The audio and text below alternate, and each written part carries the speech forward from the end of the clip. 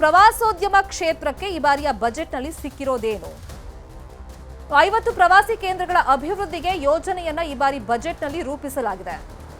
ಪ್ರವಾಸೋದ್ಯಮಕ್ಕೆ ಮೊದಲಿಂದ ಆದ್ಯತೆಯನ್ನ ಸರ್ಕಾರ ಕೊಡ್ತಾ ಇದೆ. ಕೇಂದ್ರ ಹಾಗೆಯೇ ರಾಜ್ಯ ಸರ್ಕಾರಗಳ ಸಹಯೋಗದಿಂದ ಯೋಜನೆಯನ್ನ ರೂಪಿಸಲಾಗ್ತಾ ಇದೆ. ಒಟ್ಟು 50 ಪ್ರವಾಸಿ ಕೇಂದ್ರಗಳ ಅಭಿವೃದ್ಧಿಗೆ ಒಂದು ವಿಶೇಷ ಯೋಜನೆಯನ್ನ ಈ ಬಾರಿ ಬಜೆಟ್ನಲ್ಲಿ ಘೋಷಣೆ ಮಾಡಲಾಗಿದೆ. ಅದಕ್ಕೆ ಕೋಆರ್ಡಿನೇಷನ್ ಬೇಕು. ಕೇಂದ್ರ ಮತ್ತೆ ರಾಜ್ಯ ಸರ್ಕಾರಗಳ ಸಹಯೋಗದೊಂದಿಗೆ ಈ ಯೋಜನೆಯನ್ನ ಚಾಲ್ತಿಗೆ ತರಲಾಗುತ್ತೆ. ಇನ್ನು ಹೊಸ ಉದ್ಯೋಗ ಸೃಷ್ಟಿಗೆ ಪ್ರವಾಸಿ ಕೇಂದ್ರಗಳಲ್ಲಿ ಹೆಚ್ಚಿನ ಒತ್ತನ್ನ ನೀಡಲಾಗ್ತಾ ಇದೆ. ಈ ಪ್ರವಾಸೋದ್ಯಮ ಅಭಿವೃದ್ಧಿ ಆದ್ರೆ ಅಲ್ಲಿ ಉದ್ಯೋಗಗಳು ಕೂಡ ಸೃಷ್ಟಿಯಾಗ್ತಾ ಹೋಗುತ್ತೆ. ಇನ್ನು ಹೋಮ್ ಸ್ಟೇಗಳಿಗೆ ಮುದ್ರಾ ಸಾಲ ಯೋಜನೆಯನ್ನ ವಿಸ್ತರಣೆ ಮಾಡಲಾಗ್ತಾ ಇದೆ. ಹೋಮ್ ಸ್ಟೇ ಅಂದ್ರೆ ಅಲ್ಲಲ್ಲಿ ಒಂದು ಅವರು ಉದ್ಯೋಗವನ್ನ ಕಂಡುಕೊಂಡಿರ್ತಾರೆ. ಅಲ್ಲಿ ಕೆಲಸ ಮಾಡೋರ್ಗೂ ಕೂಡ ಲೋಕಲೈಟ್ಸ್ಗಳಿಗೆ ಅಲ್ಲೊಂದು ಉದ್ಯೋಗ ಸೃಷ್ಟಿಯಾಗಿರುತ್ತೆ. ಇನ್ನು ಪ್ರವಾಸಿ ಕೇಂದ್ರಗಳ ಸಂಪರ್ಕಕ್ಕೆ ಗತಿಶಕ್ತಿ ಯೋಜನೆಯನ್ನ ತರಲಾಗ್ತಾ ಇದೆ. ಇನ್ನು ವೈದ್ಯಕೀಯ ಪ್ರವಾಸೋದ್ಯಮಕ್ಕೆ ಖಾಸಗಿ ಸಹಭಾಗಿತ್ವವನ್ನು ಕೂಡ ನೀಡಲಾಗ್ತಾ ಇದೆ. ಹೋಟೆಲ್ಗಳ ಅಭಿವೃದ್ಧಿಗೆ ಮುದ್ರಾ ಯೋಜನೆ ಸಾಲವನ್ನ ನೀಡಲಾಗ್ತಾ ಇದೆ. ಈ ಮುಖಾಂತರ ಪ್ರವಾಸೋದ್ಯಮ ಅಂದ್ರೆ ಇಲ್ಲಿ ಹೋಟೆಲ್ಗಳು ಕೂಡ ಸೇರ್ಕೊಳ್ತವೆ, ಅದ್ರ ಡೆವಲಪ್ಮೆಂಟ್ಸು ಆಗ್ಬೇಕಲ್ಲ, ಹಾಗಾಗಿ ಮುದ್ರಾ ಯೋಜನೆ ಸಾಲವನ್ನ ನೀಡಲಾಗ್ತಾ ಇದೆ.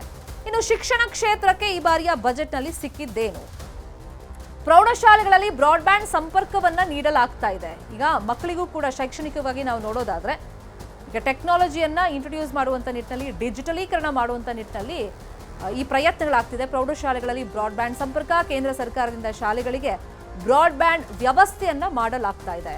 ಇನ್ನು ಐಐಟಿಗಳಲ್ಲಿ ಸೀಟ್ಗಳ ಕೆಪಾಸಿಟಿಯನ್ನ ಹೆಚ್ಚಳ ಮಾಡಲಾಗ್ತಾ ಇದೆ. ಇದು ಒಂದು ಮೇಜರ್ ಹೆಜ್ಜೆ ಇಟ್ಟಿರೋದು ಈ ಬಜೆಟ್ನಲ್ಲಿ ಕೇಂದ್ರ ಸರ್ಕಾರ. ಇನ್ನು 10 ವರ್ಷಗಳಲ್ಲಿ 3.5 ಲಕ್ಷಕ್ಕೆ ಸೀಟ್ಗಳನ್ನ ಹೆಚ್ಚಳ ಮಾಡಲಾಗುತ್ತೆ. ಐಐಟಿಯಲ್ಲಿ ಇವಾಗ ಒಂದಿಷ್ಟು ಸೀಟ್ಗಳ ಕೆಪಾಸಿಟಿ ಜಾಸ್ತಿ ಮಾಡಿ ಅಂತ ಹಿಂದಿನಿಂದಲೂ ಆಗ್ರಹಗಳು ಕೇಳಿ ಬರ್ತಾ ಇತ್ತು. ಇನ್ನು ಐಐಟಿ ಪಾಟ್ನಾದಲ್ಲಿ ಹಾಸ್ಟೆಲ್ ವ್ಯವಸ್ಥೆಯನ್ನು ಕೂಡ ಹೆಚ್ಚಳ ಮಾಡೋದಕ್ಕೆ ಬೇಕಾದಂಥ ತಯಾರಿಗಳನ್ನು ಮಾಡ್ಕೊಳ್ಳೋದಕ್ಕೆ ಈ ಸತಿ ಬಜೆಟ್ನಲ್ಲಿ ಘೋಷಣೆಯನ್ನು ಮಾಡಿದ್ದಾರೆ. ಇನ್ನು ಶಿಕ್ಷಣದಲ್ಲಿ ಎಐ ಬಳಕೆಗೆ ಅಂತಾನೆ 500 ಕೋಟಿ ಮೀಸಲನ್ನ ಇಡಲಾಗಿದೆ.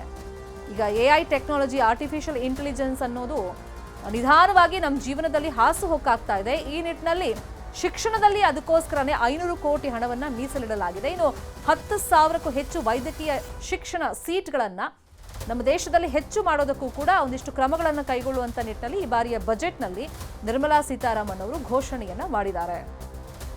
ಇಲ್ಲಿ ಐಐಟಿ ಸೀಟ್ಗಳ ಹೆಚ್ಚಳ ಜೊತೆಗೆ ವೈದ್ಯಕೀಯ ಶಿಕ್ಷಣ ಸೀಟ್ಗಳ ಹೆಚ್ಚಳಕ್ಕೂ ಕೂಡ ಕೇಂದ್ರ ಸರ್ಕಾರ ಮನಸ್ಸನ್ನ ಮಾಡಿದೆ.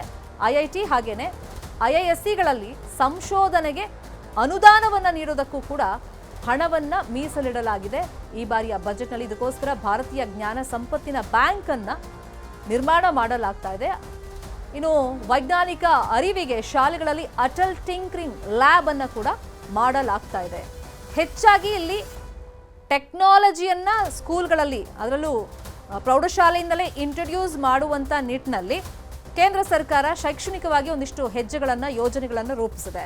ಇನ್ನು ಜನಸಾಮಾನ್ಯರು ಕೇಳೋದು ಯಾವಾಗಲೂ ಬಜೆಟ್ ಬಂದಂತ ಸಂದರ್ಭದಲ್ಲಿ ಒಂದು ಮಧ್ಯಮದ ವರ್ಗದವರು ಟ್ಯಾಕ್ಸ್ ಪೇಯರ್ಸ್ ತೆರಿಗೆಯನ್ನ ಕೇಳ್ತಾರೆ. ಅದ್ ಬಿಟ್ರೆ ಸಾಮಾನ್ಯ ಜನರು ಕೇಳೋದು ದಿನನಿತ್ಯದ ಅಥವಾ ಅಗತ್ಯ ವಸ್ತುಗಳು ಏನಿದಾವೆ, ಯಾವ್ದು ಜಾಸ್ತಿ ಆಯ್ತು ರೇಟು, ಯಾವ್ದು ಕಡಿಮೆ ಆಗುತ್ತೆ ಅಂತ ಕೇಳ್ತಾರೆ. ಫಸ್ಟು ಯಾವುದೆಲ್ಲ ಕಡಿಮೆ ಆಗಿದೆ, ಇಳಿಕೆ ಆಗಿದೆ ಅಂತ ನಿಮ್ಗೆ ಹೇಳ್ತೀವಿ. ಅದರಲ್ಲಿ ಎಲೆಕ್ಟ್ರಾನಿಕ್ ಉಪಕರಣಗಳು ಅಂತ ಬಂದಾಗ ಟಿವಿ ದರ ಇಳಿಕೆ ಮಾಡಲಾಗುತ್ತೆ. ಮೊಬೈಲ್ ದಿನನಿತ್ಯ ನಮಗೆ ಅದು ಬೇಕೇ ಬೇಕಾಗುತ್ತೆ. ಇವಾಗಂತೂ ನಮ್ಮ ಜೀವನದ ಒಂದು ಅವಿಭಾಜ್ಯ ಅಂಗ ಆಗ್ಬಿಟ್ಟಿದೆ. ಮೊಬೈಲ್ ಇಲ್ಲದೆ ಏನು ಕೆಲಸ ನಡೆಯೋದೇ ಇಲ್ಲ, ಹಂಗಿದೆ ಪರಿಸ್ಥಿತಿ. ಅದು ಇಳಿಕೆ ಆಗ್ತಾ ಇದೆ. ಇನ್ನು ಎಲೆಕ್ಟ್ರಿಕ್ ವಾಹನ, ಹಿಂದೆನೇ ಸರ್ಕಾರ ಹೇಳ್ತಾ ಇತ್ತು ಎಲೆಕ್ಟ್ರಿಕ್ ವಾಹನಗಳಿಗೆ ಉತ್ತೇಜನ ಕೊಡುವಂತ ನಿಟ್ಟಿನಲ್ಲಿ ಒಂದಿಷ್ಟು ವಿಶೇಷ ರಿಯಾಯಿತಿಯೆಲ್ಲ ಘೋಷಣೆ ಮಾಡ್ತಿತ್ತು. ಅದ್ರ ರೇಟು ಇಳಿಕೆ ಆಗ್ತಾ ಇದೆ. ಇನ್ನು ಕಾಟನ್ ಬಟ್ಟೆ, ಇದು ಕೂಡ ನಮಗೆ ಪ್ರತಿದಿನ ಬೇಕಾಗುತ್ತೆ, ಅದ್ರ ದರ ಕೂಡ ಇಳಿಕೆ ಆಗ್ತಾ ಇದೆ. ಇನ್ನು ಜೀವ ರಕ್ಷಕ ಔಷಧಿ, ನಾನು ಆಗ್ಲೇ ಹೇಳ್ದಂಗೆ ಕೆಲವರಿಗೆ ದೀರ್ಘಕಾಲದ ಸಮಸ್ಯೆಯಿಂದ ಬಳಲ್ತಿರೋರು ಇರ್ತಾರೆ, ಅಗತ್ಯ ಮೆಡಿಸಿನ್ ಬೇಕಾಗಿರುತ್ತೆ, ಸೊ ಅದನ್ನು ಕೂಡ ಆ ದರವನ್ನ ಇಳಿಕೆ ಮಾಡಲಾಗ್ತಾ ಇದೆ. ಇನ್ನು ಕ್ಯಾನ್ಸರ್ ಔಷಧ, ಇಲ್ಲಿ ದೀರ್ಘಕಾಲದ ಆರೋಗ್ಯ ಸಮಸ್ಯೆಗೆ ತಗೊಳ್ಳುವಂಥ ಟ್ಯಾಬ್ಲೆಟ್ಸ್ ಅಥವಾ ಔಷಧಿಗಳಲ್ಲಿ ಕಸ್ಟಮ್ ಸುಂಕ ಅನ್ನೋದು ಜಾಸ್ತಿ ಆಗ್ತಾ ಇತ್ತು. ಅದನ್ನ ಈ ಸತಿ ಬಜೆಟ್ನಲ್ಲಿ ಇಳಿಕೆ ಮಾಡುವಂಥ ಘೋಷಣೆಯನ್ನು ಮಾಡಿದ್ದಾರೆ. ಇನ್ನು ಚರ್ಮೋತ್ಪನ್ನ, ಲೆದರ್ ಐಟಮ್ಸ್, ಬೆಲ್ಟ್ ಇರ್ಬೋದು, ಬ್ಯಾಗ್ ಇರ್ಬೋದು, ಸೀಟ್ ಕವರ್ಗಳಿರ್ಬೋದು, ಹೀಗೆ ಲೆದರ್ ಐಟಮ್ಸ್ ಏನೇನಿದೆ ಅದರ ದರವನ್ನು ಕೂಡ ಇಳಿಕೆ ಮಾಡಲಾಗ್ತಾ ಇದೆ. ಇನ್ನು ಏರಿಕೆ ಯಾವ್ಯಾವುದು? ಪ್ಲಾಸ್ಟಿಕ್ ಐಟಮ್ಸ್, ಅದ್ರ ಮೇಲಿನ ದರ ಏರಿಕೆ ಆಗ್ತಾ ಇದೆ. ಪ್ಲಾಸ್ಟಿಕ್ ಅವಾಯ್ಡ್ ಮಾಡಿ ಅಂತಾನೆ ಎಲ್ಲರೂ ಹೇಳೋದು, ಬಟ್ ಈಗ ಪ್ಲಾಸ್ಟಿಕ್ ಇನ್ನು ಮುಂದೆ ನೀವು ಖರೀದಿ ಮಾಡಬೇಕು ಅಂತಂದರೆ ಈ ಬಜೆಟ್ ಅಪ್ಲೈ ಆದಮೇಲೆ ಅದ್ರ ರೇಟ್ ಜಾಸ್ತಿ ಆಗ್ತಾ ಹೋಗುತ್ತೆ. ಇನ್ನು ಟೆಲಿಕಾಂ ಉಪಕರಣಗಳು ಅದರ ದರ ಏರಿಕೆ ಆಗುತ್ತೆ.